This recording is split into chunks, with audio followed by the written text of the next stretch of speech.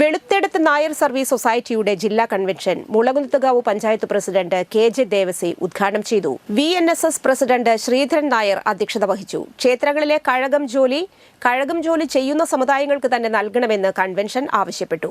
വിദ്യാഭ്യാസ ആനുകൂല്യങ്ങൾ കാലതാമസം കൂടാതെ വിദ്യാർത്ഥികൾക്ക് ലഭിക്കുന്നതിനുള്ള നടപടിയെടുക്കണമെന്നും യോഗം സർക്കാരിനോട് ആവശ്യപ്പെട്ടു.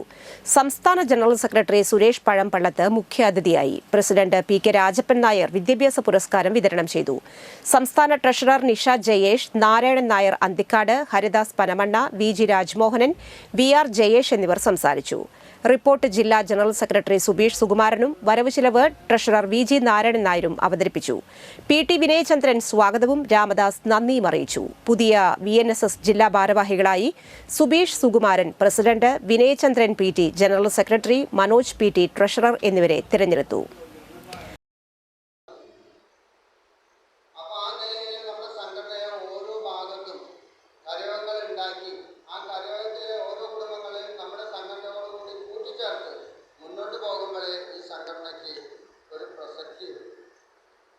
ഇപ്പോഴും നമ്മൾ വളരെ കുറച്ച്